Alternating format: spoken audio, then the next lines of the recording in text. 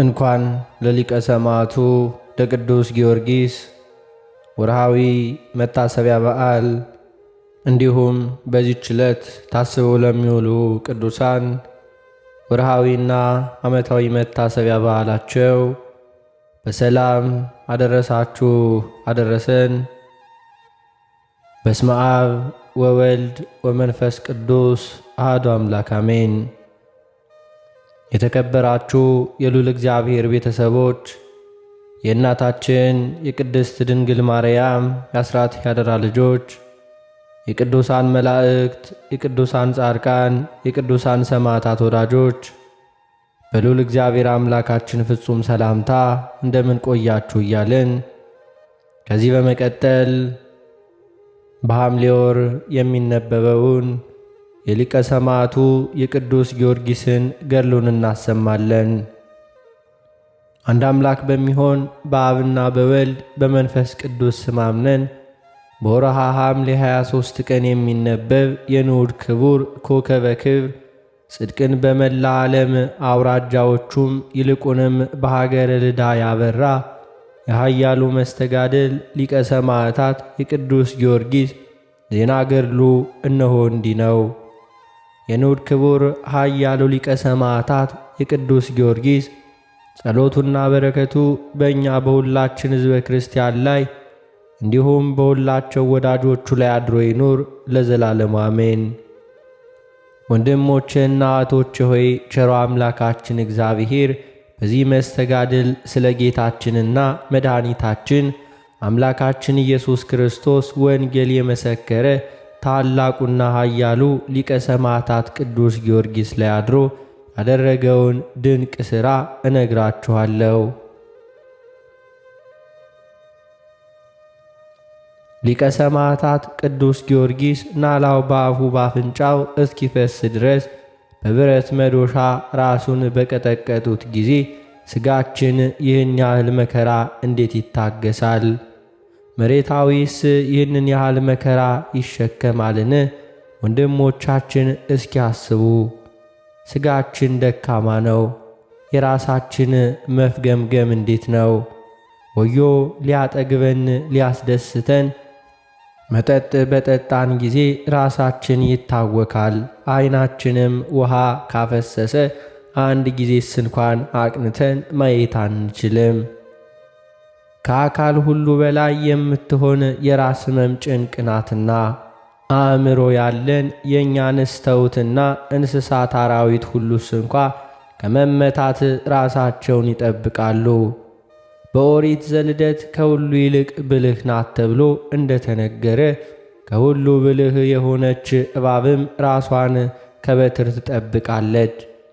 በደንጊያ ንቃቃት በምድርም ቢሆን በእንጨትም መካከል ቢሆን ትደብቃለች። ከራስ የሚበልጥ አካል የለም። ከአካል አንዱን ወይንም ሁለቱን ሦስቱን ቢቆርጡ መዳን ይቻላል። ራስን ግን ቢቆርጡ ወይም አጽንተው ቢመቱት መዳን አይቻልም። ራስ የአካል ሰብሳቢ ነውና።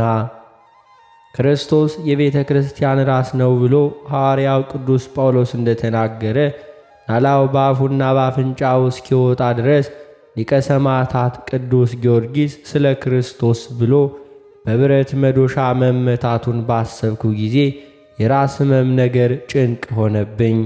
እንዲሁም አደነቅሁ። ለሕሊና የሚያስደንቅ የሚገርም ለመናገር የማይቻል የቅዱሱ ትዕግሥት እንደምን ያለ ነው!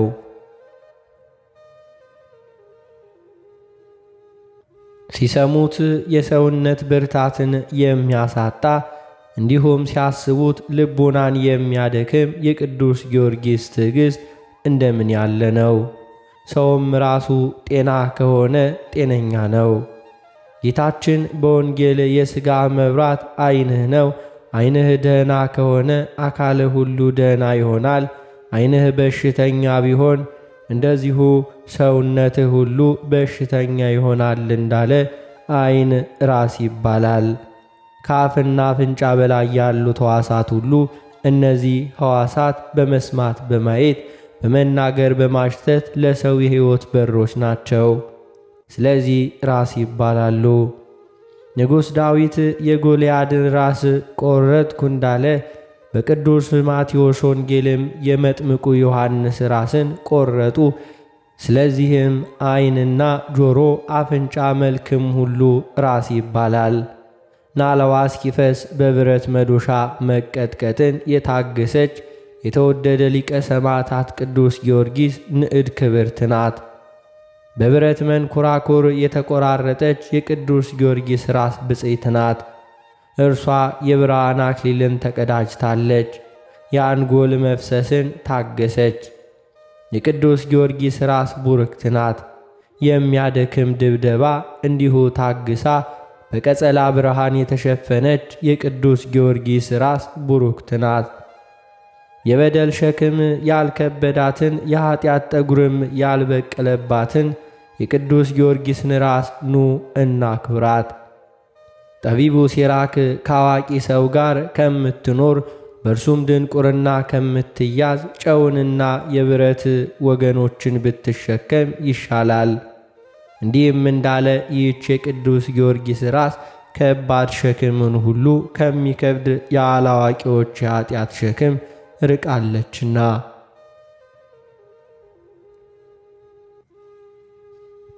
በመናፍቃን ድንቁርና አልተያዘችም። እጅግ የሚከፋ ከባድ ስህተታቸውን አልተሸከመችም። ይህችን የከበረች ራስ እጅግ አከብራታለሁ፣ እጅግ አደንቃታለሁ። የቅዱስ ጊዮርጊስ ራስ አናቷን የተመታችውን መመታት ባሰብኩ ጊዜ እኔስ ብርቱ ራሴ እንደ ሰም ይቀልጣል። የራሴ መዞርም ይመጣብኛል። ለሞት እንዳትደርስ የኀጢአት ሸክም ክብደትም እንዳታስጨንቀኝ ነፍሴን ሥጋዬንም አደራ ሰጥቻለሁ። አሜን። ለመናገር እጅግ በሚያስደነግጥ በልዩ ልዩ ሥቃይ 70 ነገሥታት ሲያሰቃዩአት 7 ዓመት የታገሰው የሊቀ ሰማዕታት ቅዱስ ጊዮርጊስ የመከራው ጽናት ምን ይበዛ! የቅዱስ ጊዮርጊስ መከራውን ከማሰብ የተነሳ የሰውነቴ አናት ተንቀጠቀጠ፣ ጉልበቴም ደከመ።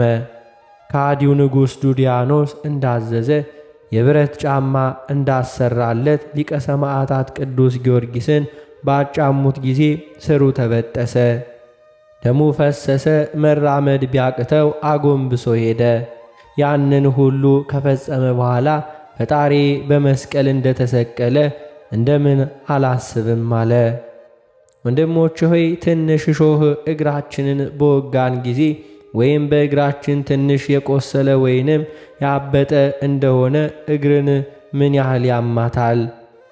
ከመኝታችንስ መነሳት አይቻለንም? ከቤትም ሞተን ያለ ጫማ ስንሄድ ምድርን የረገጥን እንደሆነ መሬቱ ቢወጋን እንዴት እንደምንታመም አስተውሉ።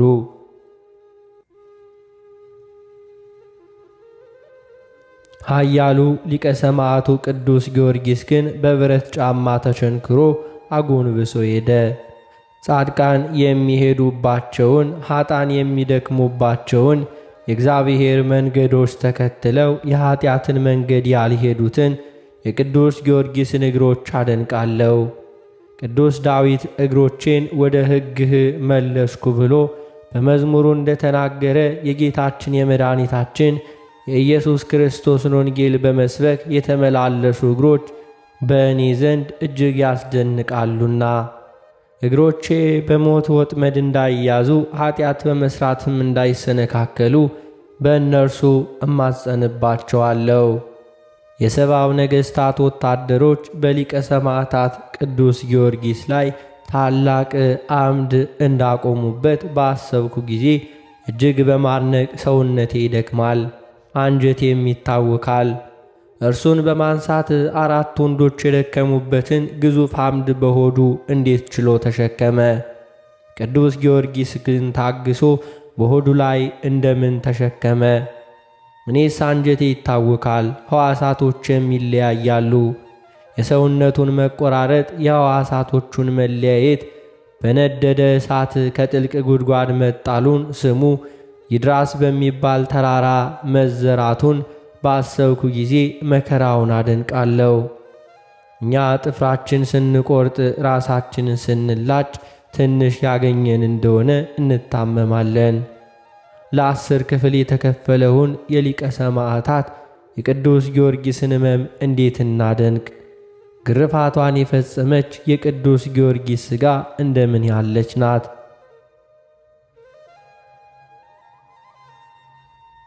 የተመረጠ ቅዱስ ጳውሎስ የክርስቶስን አካል የኀጢአት ማደሪያ ልታደርጉ አይገባም እንዳለ በተጋድሎ ከወርቅ ይልቅ የጠራችው የሊቀ ሰማዕታት የቅዱስ ጊዮርጊስ አካል ከክርስቶስ አካል አልተለየችም። ቅዱሳን ሐዋርያት በዲድስቅልያ ከክርስቶስ አካል አትለዩ ብለው እንደተናገሩ በሰላም ገመድ የተገረፉ ለ10 ክፍል የተከፈሉ ሕዋሳት እንደምን ያሉ ናቸው! ሳስታውሳቸው አንጀቴ ይቃጠላል፣ ሳስባቸው ልቤ ይደነግጣል። እኔ ሊቀ ሰማዕታት የቅዱስ ጊዮርጊስን ሕማም አደንቃለሁ። መገንጢዮስ ባሰራው መንኮራኩር ላይ ለ10 ሲከፈል ሥጋዊ እንዲህ ያለ መከራ ይቻላልን? መሬታዊስ እንዲህ ያለ ሥቃይ ይታገሳልን? ሊቀ ሰማዕታት ቅዱስ ጊዮርጊስን የእርሱን ሕማም በማሰብ ሰውነቶች የፈዘዙ አጥንቶቼንም እንዲሁ አናወጣቸው። እንደ ተሰቀሉ እንደ ቀደዱት በሚነድ ጭራሮ እንደ ተቃጠሉ ባሰብኩ ጊዜ አጥንቶቼ ይቃጠላሉ። ሊቀ ሰማዕታት ቅዱስ ጊዮርጊስን ግን ውስጥ ዕቃው እስኪታይ ድረስ ይህን ሁሉ ይታገስ ነበር። የሊቀ ሰማዕታት ቅዱስ ጊዮርጊስን መከራውን በትዕግሥት የሚቀበል ምን አይነት ተደሞ ምን አይነት አንክሮ ነው! እኛስ ትንሽ ስንኳ መከራ እንታገስም። ለትንሽ ጊዜ ብንቆስል ለመድኃኒት የሚሆን ቅባት ሁሉ እናደርጋለን። ሊቀ ሰማዕታት ቅዱስ ጊዮርጊስን ግን የውስጥ ሰውነቱ እስኪታይ በመጋዝ ሲሰነጥቁት በመድኃኒት ፈንታ ሥጋው እስኪያርና ነፍሱ እስክትወጣ ድረስ በእሳት አቃጠሉት። ሥጋዊ ሰውነትስ ይቅርና ብረትስ እንኳ በእሳት ይቃጠላል። እኛም ለጤናችን እሳት ስንሞቅ ወላፈኑ ቢደርስብን ፈጥነን እንነሳለን።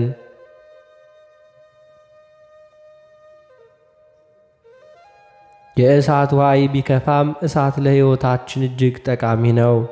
ነገር ግን ለመዳሰስ አይቻልም። የምንበላውን የምንጠጣውን ብናዘጋጅም ሙቀቱ እንዲሁ ካልበረደ ፍላቱ ካልቀዘቀዘ ትንሽ ሙቀትም ካለው እጃችንን ከመዳሰስ እናሸሻለን። ከመቅመስም አፋችንን እንከለክላለን። እግራችንንም ለመታጠብ አንችልም። እኔ የሊቀ ሰማዕታት የቅዱስ ጊዮርጊስን መከራ አደንቃለሁ። ሥጋዬ ትቢያ ከመሆኗም የተነሳ እጨነቃለሁ። መከራን ግርፋትን የታገሰች የሐዋርያው የቅዱስ ጳውሎስ ቃል በእርሷ ላይ የተፈጸመባት የቅዱስ ጊዮርጊስ አካል ብፅዕት ናት። ከእኛ ያይደለ ከእግዚአብሔር ታላቅ ኃይል ከዚህ በደከመው ሰውነታችን የማይጠፋ መዝገብ አለን። በሁሉ መከራ እንቀበላለን፣ እንሰቃያለን፣ እንዋረዳለን። ነገር ግን አንጣልም፣ አንጠፋም። ዘወትር የክርስቶስን መከራ በሥጋችን እንቀበላለን።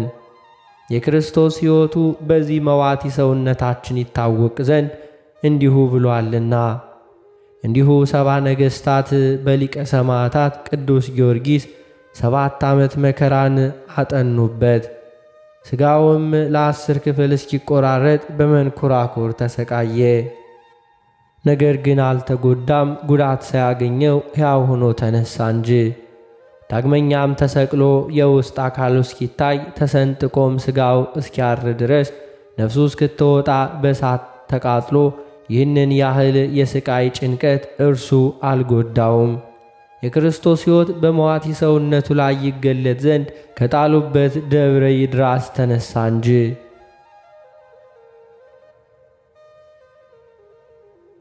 መከራና ግርፋትን የታገሰች ሰውነት እንደምን ያለች ናት! አፋዊ ሰውነታችን ይበላሻል፣ ውስጣዊ ሰውነታችን ግን ሁል ጊዜ ይታደሳል። በአንድ ጊዜ የሚያልፈው መከራችን ክብርን አብዝቶ ያመጣልናልና። የሚታየውን ተስፋ እናደርግምና የማይታየውን ነው እንጂ። የሚታየው ኃላፊ ነው፣ የማይታየው ለዘላለም ጸንቶ ይኖራል የሚለውን የሐዋርያዊ ቅዱስ ጳውሎስን ትምህርት ታጸናለች። በእውነት የሊቀ ሰማዕታት የቅዱስ ጊዮርጊስ መከራው ጸጋው ክብርን እጅግ አብዝታለች። የማይታየውን ተስፋ ማድረግ ዓለምን መከራ ሁሉ በጌታችን ኢየሱስ ክርስቶስ የጥቂት ጊዜ ቀላል አድርጋ ለተቀበለችው ለቅዱስ ጊዮርጊስ አካል የጸናች ሆነች። መከራው በእኔ ዘንድ እጅግ ይደነቃል። ዲያብሎስ ሊያጠፋት በላይዋ እንዳይሰለጥንባት በዝሙት የተነደፈች ሰውነቴ በሊቀ ሰማዕታት ቅዱስ ጊዮርጊስ አካል ትማጸናለች። የሊቀ ሰማዕታት ቅዱስ ጊዮርጊስን ስቃዩን እንዲሁ ጠንቅቀን ብንጽፈው ኑሮ ለሚሰማው ለሚያነበው ሁሉ እጅግ የበዛ ነው። በሊቀ ሰማዕታት ቅዱስ ጊዮርጊስ ዕለት ዕረፍቱ በሚነበበው በዚህ የከበረ መጽሐፈ ገድሉ ከተጻፈው ይልቅ ያጻፈው የመከራው ስቃይ ይበዛልና። ሰባው ነገሥታት በልዩ ልዩ መከራ 7 ዓመት ዘወትር ሲያሰቃዩት ተስፋ አልቆረጠም፣ ተጋድሎውንም ቸል አላለም። የሊቀ ሰማዕታት የቅዱስ ጊዮርጊስ መከራው እጅግ ይደነቃል። ነገር ግን የቤተ ክርስቲያን መምህራን እንደነገሩን በዚህች የወርኃ ጥር 18 ቀን ሥጋውን ከአጽሙ ጋር ያቃጠሉበትና የፈጩበት ይድረስ በተሰኘ ተራራም የበተኑበት ቀን እንደሆነ በጥንቃቄ ተጽፎ ባገኘን ጊዜ ዝርወተ አጽሙን ልናስታውሳችሁ የሥቃዩን ነገር በጥቂቱ ጻፍንላችሁ። የሊቀ ሰማዕታት የቅዱስ ጊዮርጊስ ጸሎቱና በረከቱ ከሁላችን ጋር ይሁን ለዘላለሙ አሜን።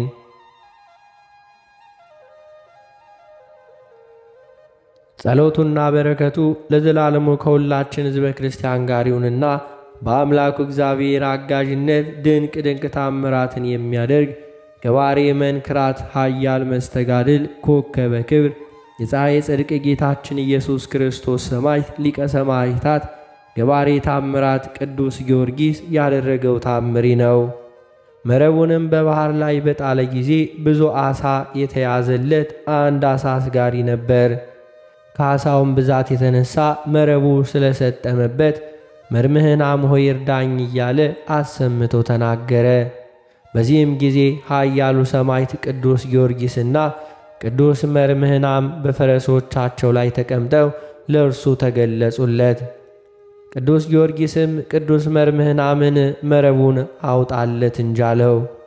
የጌታችንና መድኃኒታችን አምላካችን ኢየሱስ ክርስቶስ ሰማዕቱ ቅዱስ ጊዮርጊስ መርምህናም አንተ ጌታዬ እያለህ እኔ ላወጣለት ይገባኛልን አለው።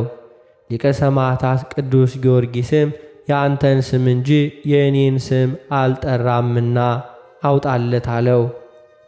ነገር ግን ሁለቱም ጦሮቻቸውን ወደ ባሕር ውስጥ አውርደው ከባሕሩ ዓሣ ያጠመደበትን መረቡን ከባሕር ውስጥ አወጡለት። ወንድሞች ሆይ የተወደደ መስተጋድል ኃያሉ ቅዱስ ጊዮርጊስ ሊቀ ሰማዕታት ተራዳኢነትና የክብሩን ታላቅነት አስተውሉ።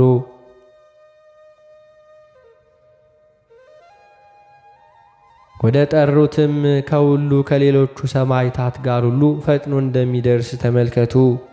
ይልቁንም የጌታችንና መድኃኒታችን አምላካችን ኢየሱስ ክርስቶስ ሰማዕት ቅዱስ መርምህናምስ እንኳ ቅዱስ ጊዮርጊስን ጌታዬ በማለት እንዳከበረው ተመልከቱ። የልዑል እግዚአብሔር ሰማዕታት የሊቃነ ሰማዕታት ቅዱስ ጊዮርጊስና የቅዱስ መርምህናም ረድኤታቸው በረከታቸው ከአምላካቸው እግዚአብሔር ለቅዱሳን በተሰጠች አማላጅነታቸው ከምንታመን ከሁላችን ጋር ይሁን ለዘላለሙ አሜን።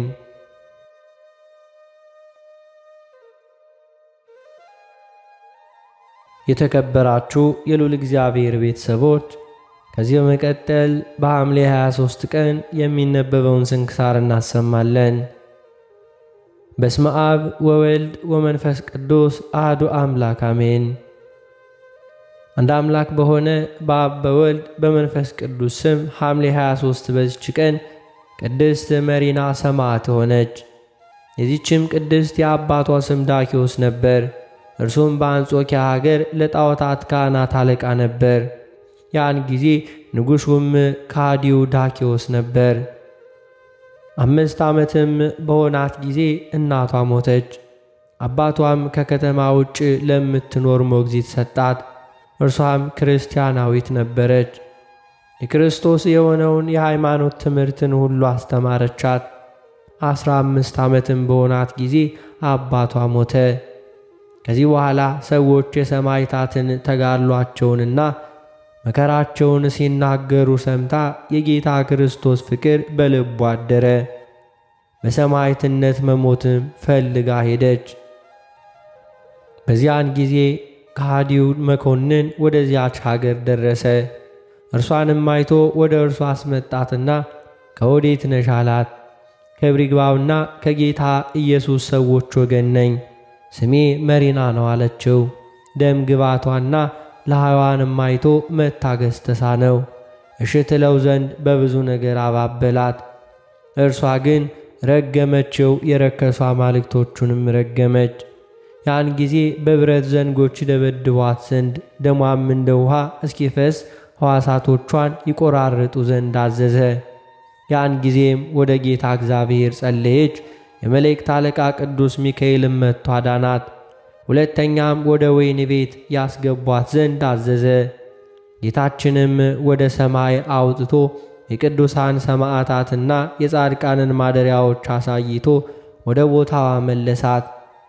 በማግስቱም ሥጋዋን በመጋዝ እንዲሰነጥቁ ጎኖቿንም እንዲሰነጣጥቁና በእስር ቤት እንዲጥሏት አዘዘ። ያን ጊዜ የመላእክት አለቃ ቅዱስ ሚካኤል መጥቶ አዳናት።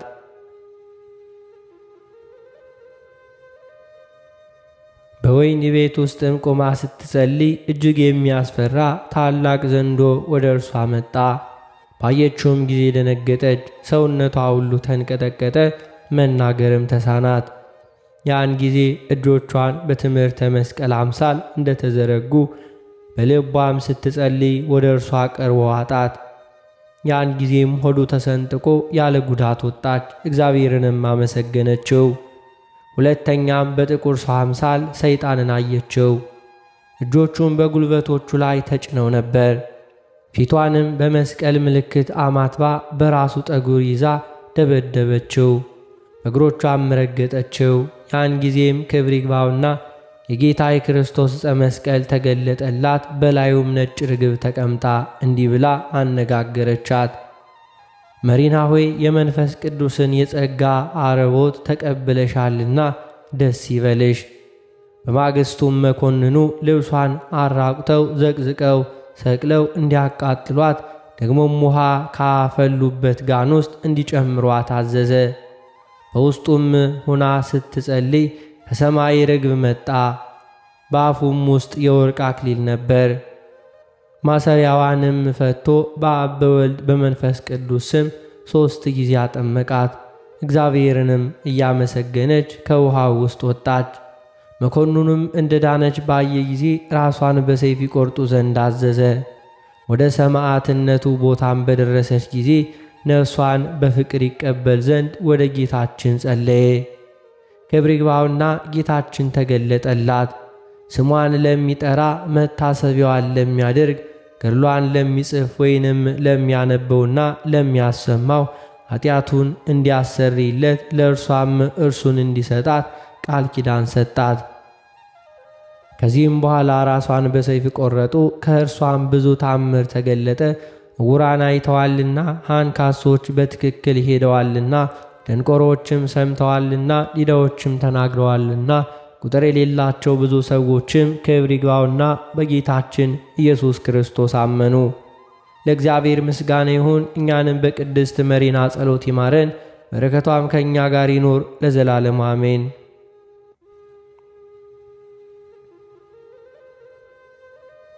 በዚችም ቀን ከቀጰዶቅያ ሀገር ለእንጊኖስ ሰማዕት ሆነ። ይህም ቅዱስ ከጲላጦስ ጭፍሮች ውስጥ ነበር። ጌታችን ኢየሱስ ክርስቶስ ስለ ዓለም ድኅነት መከራ እንዲቀበል የፈቀደበት ሰዓት በደረሰ ጊዜ በእርሱ ላይ የፈለገውን ያደርግ ዘንድ ለአመፀኞች ፈቅዶላቸው ነበር። ይህም ለእንጊኖስ ጌታን ይሰቅሉት ዘንድ ጲላጦስ ካዘዛቸው ወታደሮች ውስጥ ነው።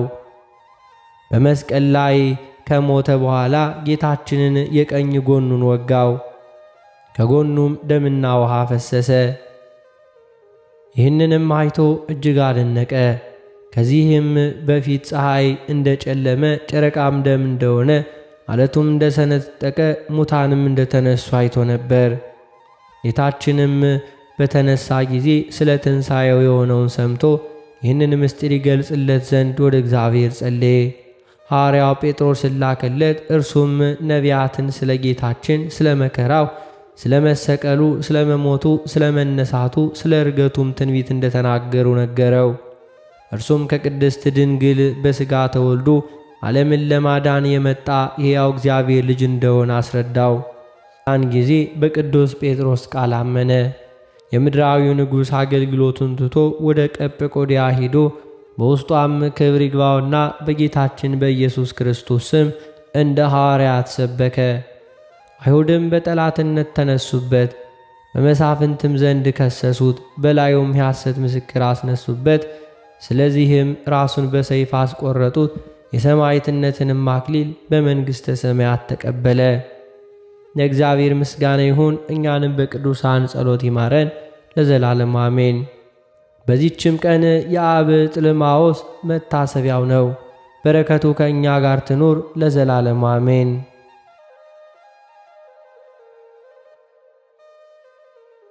የተከበራችሁ የልዑል እግዚአብሔር ቤተሰቦች ከዚህ በመቀጠል በሰማዕቱ በቅዱስ ጊዮርጊስ በዓል ዕለት የሐምሌ 23ን ቀን የቅዳሴውን ምስባክና በቅዳሴ ጊዜ የሚነበበውን ምንባብ እናሰማለን። መዝሙር 103 ቁጥር 9 ሁልጊዜ የማይቀስም ለዘላለምም አይቆጣም፣ እንደ ኃጢአታችን አላደረገብንም፣ እንደ በደላችንም አልከፈለንም። ይሄ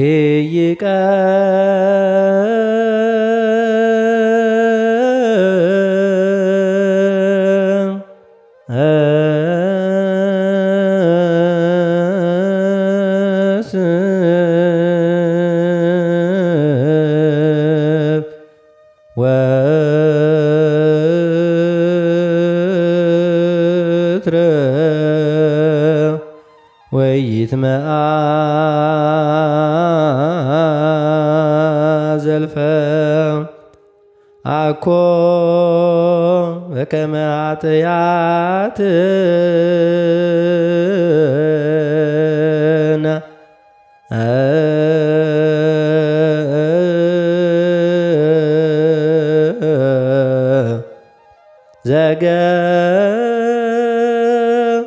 ዘገብረ ለነ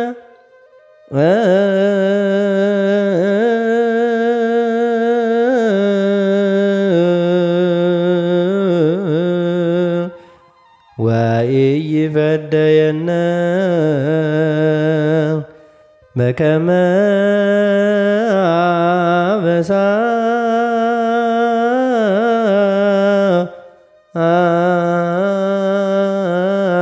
አበሳነ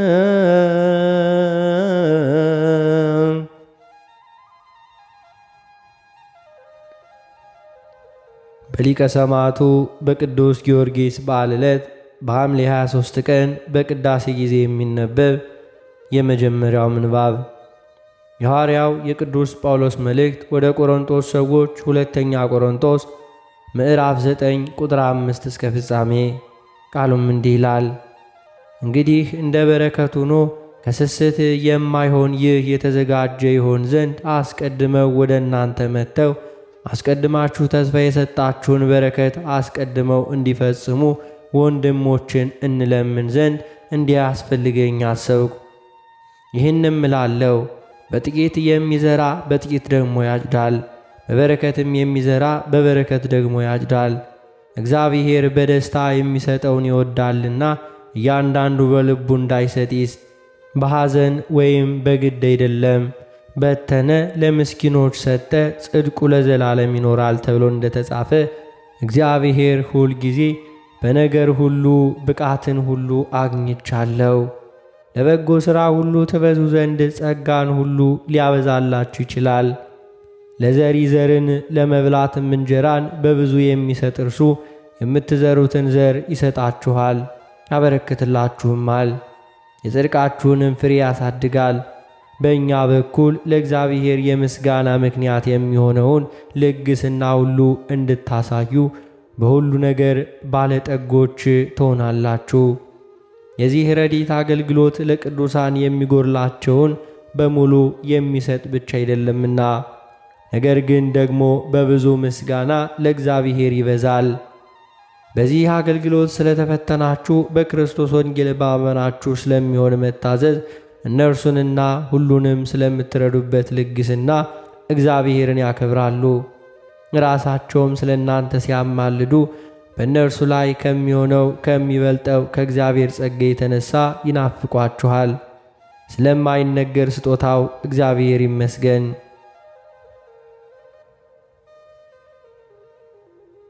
በሊቀ ሰማዕቱ በቅዱስ ጊዮርጊስ በዓል ዕለት በሐምሌ 23 ቀን በቅዳሴ ጊዜ የሚነበብ ሁለተኛው ምንባብ የሐዋርያው የቅዱስ ያዕቆብ መልእክት ምዕራፍ 2 ቁጥር 14 እስከ ቁጥር 27። ቃሉም እንዲህ ይላል። ወንድሞቼ ሆይ እምነት አለኝ የሚል ሥራ ግን የሌለው ሰው ቢኖር ምን ይጠቅመዋል? እምነቱስ ሊያድነው ይችላልን? ወንድም ወይም እህት ራቁታቸውን ቢሆኑ የዕለት ምግብንም ቢያጡ ከእናንተ አንዱም በደህና ሂዱ እሳት ሙቁ ጥገቡም ቢላቸው ለሰውነት ግን የሚፈልጉትን ባልሰጧቸው ምን ይጠቅማቸዋል? እንደዚሁም ሥራ የሌለው እምነት ቢኖር በራሱ የሞተ ነው። ነገር ግን አንድ ሰው አንተ እምነት አለህ፣ እኔም ሥራ አለኝ፣ እምነትህን ከሥራህ ለይተህ አሳየኝ፣ እኔም እምነቴን በሥራ ያሳይሃለሁ ይላል። እግዚአብሔር አንድ እንደሆነ አንተ ታምናለህ፣ መልካም ታደርጋለህ። አጋንንትም ደግሞ ያምናሉ ይንቀጠቀጡማል። አንተ ከንቱ ሰው እምነት ከሥራ ተለይቶ የሞተ መሆኑን ልታውቅ ትወዳለህን?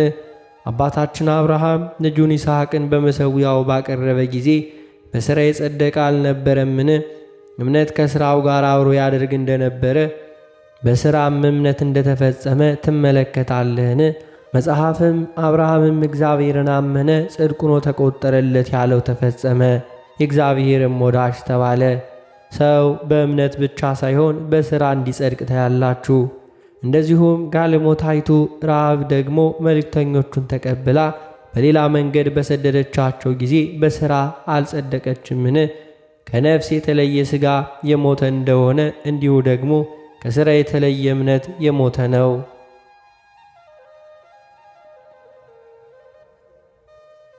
በሊቀ ሰማዕቱ በቅዱስ ጊዮርጊስ በዓል ዕለት በሐምሌ 23 ቀን በቅዳሴ ጊዜ የሚነበብ ሦስተኛው ምንባብ የሐዋርያት ሥራ ምዕራፍ 16 ቁጥር 13 እስከ ቁጥር 17። ቃሉም እንዲህ ይላል። በሰንበት ቀንም ከከተማው በር ውጭ የጸሎት ስፍራ በዚያ መሆኑን ስላሰብን ወደ ወንዝ አጠገብ ወጣን። ተቀምጠንም ለተሰበሰቡ ሴቶች ተናገርን። ከቲያጥሮን ከተማም የመጣች ቀይ ሐር ሻጭ እግዚአብሔርን የምታመልክ ልድያ የሚሏት አንዲት ሴት ትሰማ ነበረች። ጳውሎስም የሚናገረውን ታዳምጥ ዘንድ ጌታ ልቧን ከፈተላት። እርሷም ከቤተሰቦቿ ጋር ከተጠመቀች በኋላ በጌታ የማምን እንድሆን ከፈረዳችሁልኝ ወደ ቤቴ ገብታችሁ ኑሩ ብላ ለመነችን። በግድም አለችን።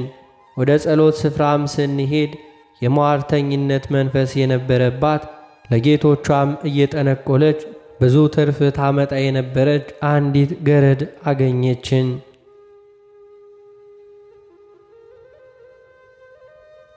በሊቀ ሰማዕቱ በቅዱስ ጊዮርጊስ በዓል ዕለት በሐምሌ 23 ቀን በቅዳሴ ጊዜ የሚነበብ የወንጌል ምንባብ የዮሐንስ ወንጌል ምዕራፍ 19 ቁጥር 31 እስከ ቁጥር 38።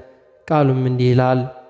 አይሁድም የማዘጋጀት ቀን ስለሆነ ያ ሰንበት ትልቅ ነበርና ሥጋቸው በሰንበት በመስቀል ላይ እንዳይኖር ጭናቸውን ሰብረው እንዲያወርዷቸው ጲላጦስን ለመኑት። ጭፍሮችም መጥተው የፊተኛውን ጭን ከእርሱ ጋር የተሰቀለውን የሌላኛውን ጭን ሰበሩ። ወደ ኢየሱስ በመጡ ጊዜ ግን እርሱ ፈጽሞ እንደ ሞት አይተው ጭኑን አልሰበሩም። ነገር ግን ከጭፍሮች አንዱ ጎኑን በጦር ወጋው። ወዲያውም ደምና ውሃ ወጣ። ያየውም መስክሯል፣ ምስክሩም እውነት ነው። እናንተም ደግሞ ታምኑ ዘንድ እርሱ እውነት እንዲናገር ያውቃል። ይህ የሆነ ከእርሱ አጥንት አይሰበርም የሚል የመጽሐፍ ቃል እንዲፈጸም ነው። ደግሞም ሌላ መጽሐፍ የወጉትን ያዩታል ይላል። ስለ ቃሉ የጌታችን የአምላካችን የመድኃኒታችን የኢየሱስ ክርስቶስ ስሙ የከበረና የተመሰገነ ይሁንልን።